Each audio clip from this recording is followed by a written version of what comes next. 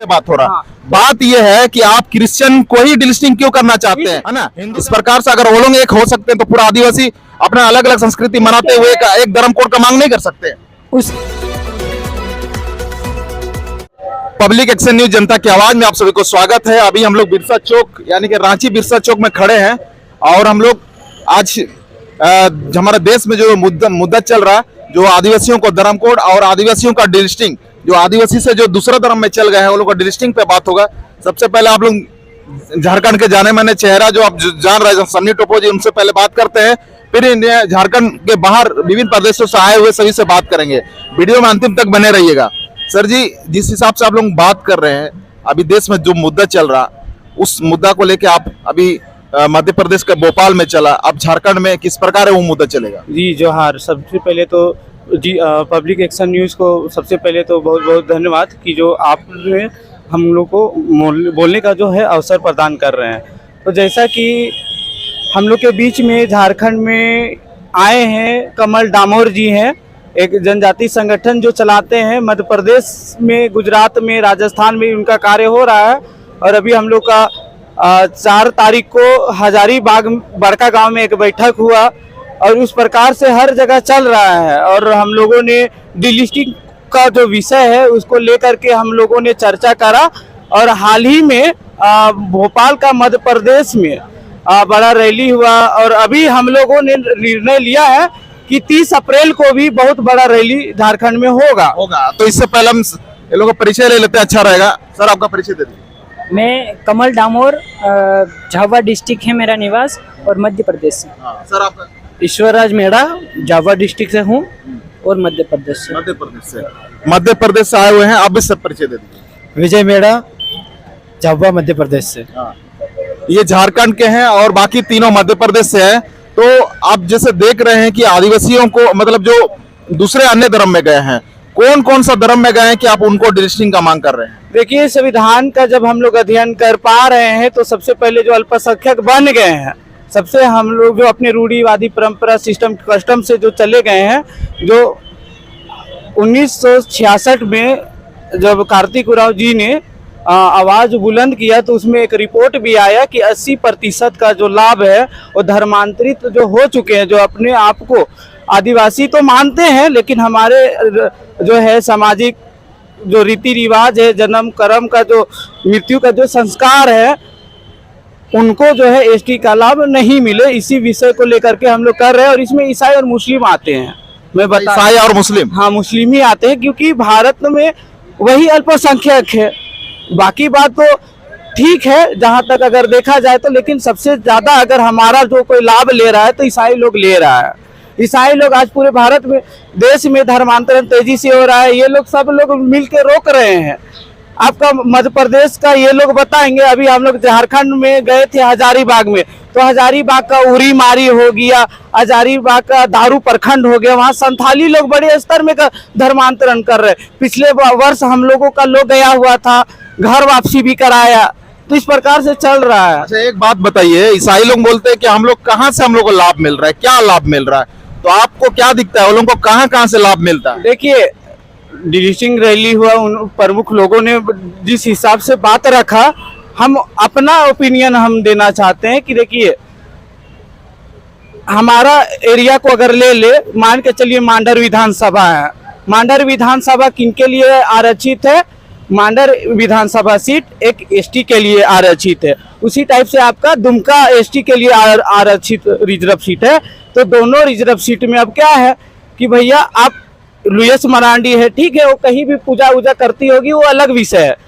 उसी टाइप से नेहा शिल्पी तिर्की है, वो भी पूजा वूजा कहीं भी करती होगी, वो अलग विषय है। लेकिन कहीं ना कहीं वो लोग ईसाई है और ईसाई है तो निश्चित तौर पर वो लोग ईसाई है, अल्पसंख्यक है। तो जब वो लोग अल्पसंख्यक बन गए तो फिर एसटी रिजर्व सीट से तो चुनाव लड़ने का कोई अधिकार ही नहीं बनता है ना। तो मेन ये चीज है। बाकी बात तो मेरा बहुत सारे लोग बने हैं, आएंगे आपके पास भी, और सब बहुत सारा पॉइंट सब बने कर रखिएगा। हम मध्य प्रदेश की ओर जा रहे हैं। सर, इस जो आप लोगों का वहाँ का आदिवासियों का क्या स्थिति है और डिलिस्टिंग क्या आप लोगों का भोपाल यानी कि मध्य प्रदेश में बात उठा है, क्या बात उठा है? सर्वप्रथम तो भगवान बिरसा मुंडा की इस पवित्र धरती को नमन करूंगा। आज मैं सौभाग्यशाली हूं कि इस क्रांति वीरों की भूमि में मैं आया हूं और प्रत्यक्ष रूप से देख रहा हूं हमारे मध्य प्रदेश में और झारखंड की स्थिति को जब हमने देखा है। यहाँ पर कई प्रकार की जो डिलिस्टिंग का जो माहौल देश भर में हो रहा है। अभी जो सनी जी ने बताया है कि कई प्रकार के लोग हैं जो आदिवासियों का अधिकार छीन रहे हैं, जो कन्वर्ट हो चुके हैं। तो इसी विषय को लेकर जो अनुच्छेद 342 हैं, जिस प्रकार 341 में अनुसूचित जाति हैं, उनमें यह कहा गया है कि जो सनातन परंपरा, रीति रिवाज, संस्कृति जो छोड़ चुके हैं, वो भारत की संस्कृति को छोड़कर किसी अन्य धर्म को अपना चुके हैं, मुस्लिम या ईसाई बन चुके हैं, उनको विशेष अधिकार जो आदिवासियों का मिलने वाला है वो नहीं मिलता है। उसी प्रकार हम उसी तर्ज के आधार पर 342 अनुच्छेद में भी संशोधन चाहते हैं और उसमें भी हम यही चाहते हैं कि जो कन्वर्ट हो चुके हैं, जो क्रिश्चियन बन गए हैं, जो विदेशी संस्कृति अपना चुके हैं, भारतीय सनातन संस्कृति को छोड़ चुके हैं, उन लोगों को भी एसटी कैटेगरी से बाहर किया जाए, उनको वंचित किया जाए। एक बात है, वो लोग, हम ये सवाल बहुत क्रिश्चियन लोगों को भी हम डिलिस्टिंग पे बात कर चुके हैं, लेकिन वो लोग बोलते हैं कि हमारा जाति तो हमारा जो हमारा उपजाति है वो तो हमारा आदिवासी वाला है, लेकिन हम लोग धर्म यानी कि धर्म हम लोग मना रहे हैं, वो तो धर्म, हम देश धर्मनिरपेक्ष देश है, हम लोग कोई भी धर्म मना सकते हैं, लेकिन हमारा जो जाति है, जाति तो हमारा नहीं बदला है।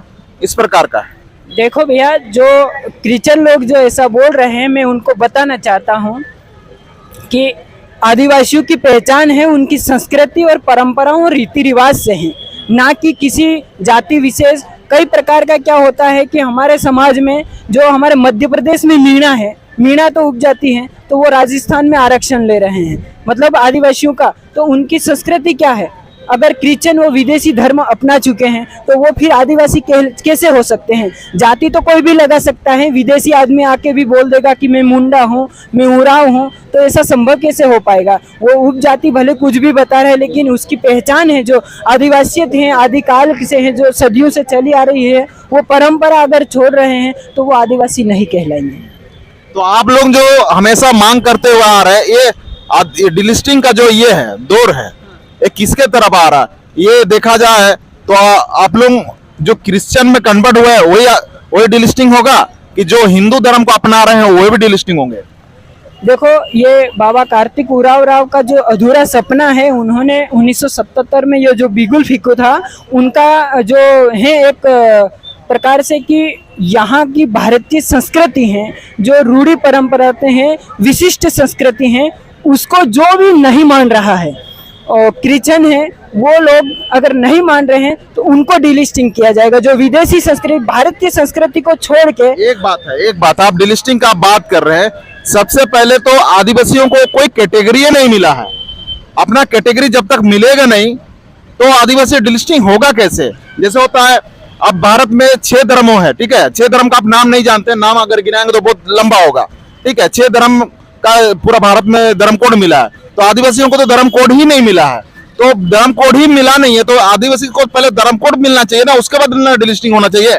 भैया, भारत देश में जनजाति समाज अलग अलग क्षेत्रों में बटा हुआ है और अलग अलग क्षेत्रों में अपने जो कहते हैं कि भारत विविधता में एकता है, और भारत इस एकता को बनाए रखने के लिए मैं आपको बताना चाहता हूं कि देश भर में जो धर्म कोड का जो सिलसिला जारी है, जो एक प्रकार का महाअभियान चल रहा है, मैं उनको बताना यह चाहूँगा कि जो धर्म कोड की मांग कर रहे हैं, जिस प्रकार से झारखंड में सरना धर्म की मांग हो रही है, उसी प्रकार हमारे छत्तीसगढ़ का कुछ सीमावर्ती और राजस्थान का सीमावर्ती क्षेत्र है, वो गोंड धर्म की मांग कर रहा है।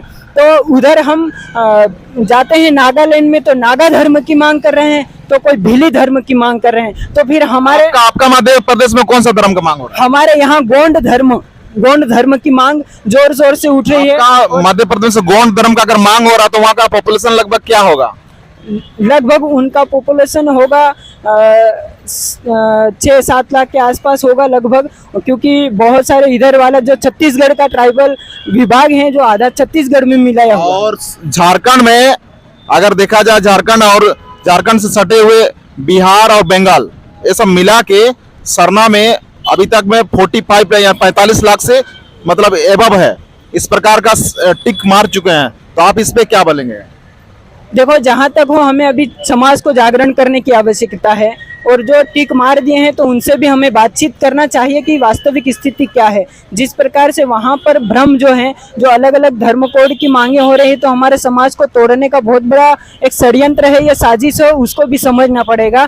सब अलग अलग, जिस दिन अगर मान लो जिस प्रकार क्रिश्चियनिटी का अलग धर्म है, मुस्लिमों का धर्म अलग है, तो हम यहाँ से कहते हैं कि इनके अलग ही धर्म है ना। उसी प्रकार जिस दिन गौंड धर्म अलग हो जाएगा और सरना धर्म अलग हो जाएगा, तो हमारा जो जनजाति समाज इसका एक काट जो निकाली है, यानी कि अगर सबको मिला के अगर आदिवासी धर्म अगर किया जाए तो आप क्या बोलेंगे?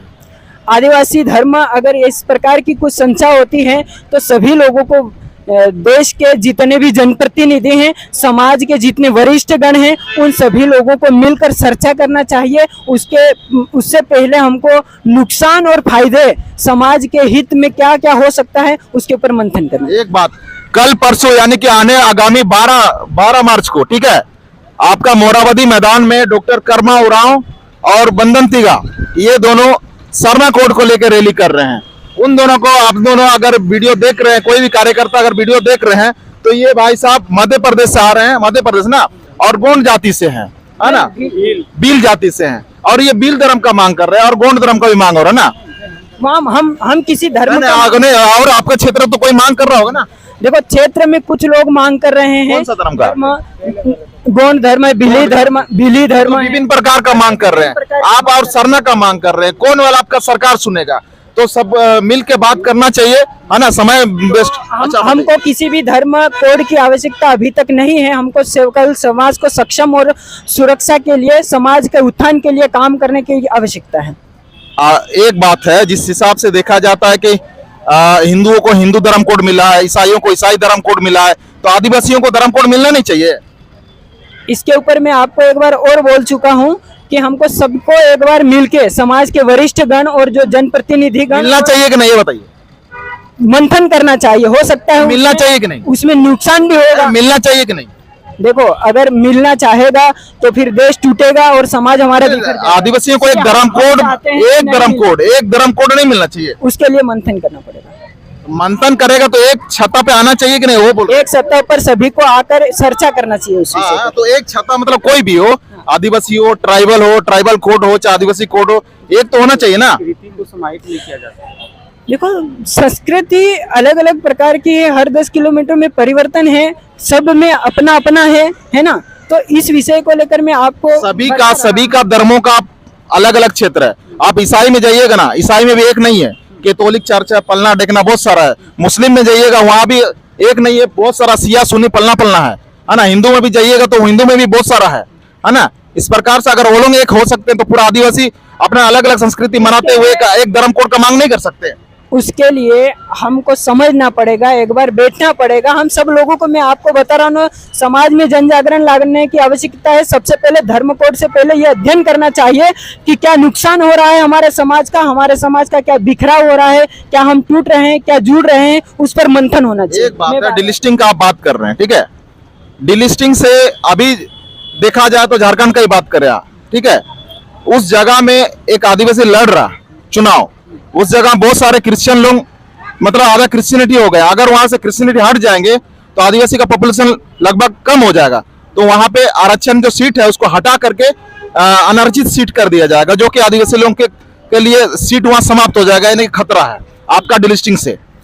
डिलिस्टिंग से ऐसा कुछ भी नहीं है। डिलिस्टिंग से सीधा सा यही है कि जो कन्वर्ट हो चुके, जो विदेशी संस्कृति को अपना चुके हैं, उन लोगों को डिलीट करना है, सीधी सी बात है। और जो आज वर्तमान में जो परिस्थिति है, जिसमें 90% ईसाई लोग, क्रिश्चियन लोग उनका फायदा ले रहे हैं, उसी फायदे को असली भारतीय का, असली आदिवासी समाज को फायदा मिले और असली आदिवासी सक्षम हो जाए, उसका विकास हो जाएगा। इसी को लेकर डिलिस्टिंग का मामला। डिलिस्टिंग तो बहुत बोल रहे हो, अच्छा बात है। अच्छा ठीक है, आगे हम लोग झारखंड के बाद, झारखंड में भी बहुत जल्दी कार्यक्रम होने वाला है, इनसे बात करते हैं। तो आप लोगों का क्या तैयारी है डिलिस्टिंग का? ये आप जब धर्म कोड का विषय लगा रहे हैं तो भैया, धर्म कोड से पहले हम भी समझ रहे थे कि धर्म कोड हो सकता है। बहुत लोग बोलते हैं कि धर्म कोड हो जाएगा तो मेरा धर्मांतरण रुकेगा, ऐसा बात नहीं है। आज सिख लोग का धर्म है वो लोग भी ईसाइयत की ओर बढ़ रहा है, तो हमको सोचना होगा ना। आज हम लोग, कल इन लोगों ने उलीहातू भ्रमण किया, ये लोग बोल रहे हैं कि भैया आपका 80% उलीहातू गांव कन्वर्ट हो चुका है। और जो धर्म कोड का बात कर रहे हैं रांची में बैठ करके, क्या वो लोग कभी बड़े स्तर पर माहौल जो ईसाइयत बढ़ा उसके लिए कार्य किया? नहीं किया। पहले धर्म कोड का डिमांड रखने से पहले ना, जो ईसाई बन रहे हैं उनको पहले रोकने के लिए कार्य होना चाहिए। हम लोग का 5वीं अनुसूची का बात करता है, भैया 5वीं अनुसूची में फिर CNT-SPT एक्ट का उल्लंघन करके बड़ा बड़ा चर्च निर्माण कैसे हो गया? किसी के पास जवाब नहीं है। इस दिशा में कोई काम नहीं किया। तो हम लोगों ने चर्चा करा कि भैया अब युवा लोगों को, हम लोग आगे आ रहे हैं, तो इन लोगों से संपर्क हुआ और हम लोगों ने इनका प्रवास वगैरह पूरा हजारीबाग में हुआ, उलीहातू में हुआ, छत्रपाल मुंडा जी लोग से मिले, हर लोगों से चर्चा करा, करिया मुंडा जी और भी बाकी तरह के लोग हैं, इधर उधर के सब लोगों से चर्चा करा। तो उन्होंने कहा कि भैया सबकी अपनी अपनी डिमांड है, हम लोगों को क्या है कि हमारा जो 80% का जो लाभ है ना वो मिल नहीं रहा। इसके लिए हम लोगों ने रणनीति तैयार किया है कि आने वाले वक्त में बड़े स्तर में डिलिस्टिंग विषय को लेकर के, जो कार्तिक उरांव ने जो 1970 में बात किया था कि जितने भी धर्मांतरित हो चुके हैं उनको एसटी का लाभ नहीं मिलना चाहिए, हम नहीं बोल रहे हैं। उन्होंने, कार्तिक उरांव जी ने सदन में लाने का काम किया था। बहुत दुख होता है। और हम एक चीज हम बता दे रहे हैं, ठीक है, कुर्मी का विरोध गीता सिंह उरांव जी कर रही है, लेकिन उन्होंने डिलिस्टिंग का विरोध भी किया है ना, इसको भी हम लोग देख रहे हैं कि कार्तिक उरांव का बेटी आपका गीता श्री उरांव है ना? हाँ, उन्होंने, ठीक है, कुर्मी का विरोध कर रही होगी, बहुत अच्छा बात है, लेकिन डिलिस्टिंग का फिर विरोध क्यों करती है? समझ रहे हैं हम लोग कि कहीं ना कहीं उनका कहना है कि डिलिस्टिंग करने से पहले हमें आदिवासी धर्म कोड चाहिए। देखिए, आपको क्या, देखिए यही लोग है ना, यही लोग, कुछ लोग सरना का डिमांड करते हैं, कुछ लोग ट्राइबल कोड का बात करते हैं, यही लोग, दूसरा लोग उस रैली में कुछ अलग बयान, इस रैली में कुछ अलग बयान। क्या भैया आदिवासी मूर्ख है? भैया आप लोग को तय करना होगा ना। जैसे मैं सरना महासभा में था, मैं बता दे रहा हूँ, कौन लोग, सब लोगों से मैंने काम कर चुका, सबका सभा में मैं गया हूँ। यहाँ मेरे जगह बोल रहे थे कि आदिवासी कोड चाहिए, फिर सरना सम्मेलन रखते हैं, तो कहीं ना कहीं वे लोग खुद हम लोग को बुड़बक बना रहे हैं, खुद वो लोग राजनीति कर रहे हैं। इसीलिए हम लोगों ने डिसाइड कर लिया है कि हमको धर्म कोड का नहीं। अभी भी झारखंड में इतना साल हो गया, आदिवासी समाज को व्यापक रूप से शिक्षा का जो है ना स्तर गिरा हुआ है, उस पर सुधार का बात नहीं हो रहा है। पानी का दिक्कत है, उस पर कोई काम नहीं हो रहा है। हमारा ही मुखिया, हमारा ही सरपंच, हमारा ही प्रखंड प्रमुख, हमारा ही जिला परिषद अध्यक्ष, हमारे ही विधायक, लेकिन कोई काम नहीं हो रहा है। एक बात, सही बात आप बोल रहे हैं, वो हम लोग को उनसे सवाल करेंगे ये बात, ठीक है? अभी हम लोग डिलिस्टिंग और आदिवासी धर्म पे बात हो रहा है। बात ये है कि आप क्रिश्चियन को ही डिलिस्टिंग क्यों करना चाहते हैं? हिंदू धर्म के भी लोग बहुत कोई झंडा लगा के घूम रहे हैं, आदिवासी लोग, वो लोग आप डिलिस्टिंग क्यों करना नहीं चाहते? हम बता रहे हैं, ठीक है, मान के चलिए हम पूजा कर रहे हैं, लेकिन जन्म से मृत्यु तक का जो परंपरा है ना, संस्कार, वो पहान से ही हम करा रहे हैं। हम पहान से ही करा रहे हैं और उसका हम लोग के पास क्या है ना, साक्षात प्रमाण भी है। अगर किसी को ऐसा दिक्कत है तो जन्म से मृत्यु तक का जो परंपरा है, जैसे अभी सरूल आ रहा है, सरूल में हम लोग का पहान जो है, हम लोग उससे एक दिन पहले ककड़ा पकड़ने जाएंगे, ककड़ा जिसको खखड़ा बोलते हैं, मछली पकड़ने जाएंगे। उसके बाद जो है सरूल का जो सरना स्थल है वहाँ पे पानी रखाएगा, पहान के साथ में हम लोग टहरी भात खाएंगे। क्या ईसाई लोग करता है? नहीं करता है। हम बता रहे, जो हिंदू को मानता तो है संस्कृति को, लेकिन अपना आदिवासी रीति रिवाज को भी मानता है, ये है। तो इसको समझना होगा। भैया कुल मिला के ये है, आप जो बार बार धर्म कोड पर फोर्स कर रहे हैं, मुझे जहां तक लगता है कि इस भारत देश को खंडित करने के लिए और देश को तोड़ने के लिए, समाज को विखंडित करने के लिए, खंडित करने का काम जो षड्यंत्र पूर्वक योजना से, अंतर्राष्ट्रीय साजिशों से हो रहा है, इसलिए हमको परखना पड़ेगा। हमको देश की एकता और अखंडता के लिए, हमारी संस्कृति, हमारी पहचान और स्वाभिमान को जिंदा रखने के लिए, हमारे गौरव गाथा को, बिरसा मुंडा ने जिन अंग्रेजों को धूल चटाई थी, उसकी गौरव गाथा को आगे बढ़ाने के लिए, हमें देश की एकता स्थापना करने के लिए हमें किसी धर्म कोड की जरूरत नहीं है। हमको केवल विकास की जरूरत है। हमको विकास की जरूरत है, हमारे समाज को सक्षम करने की जरूरत है, हमारी संस्कृति की सुरक्षा का हमारा परम कर्तव्य। डिलिस्टिंग करने से आपका समस्या खत्म हो जाएगा?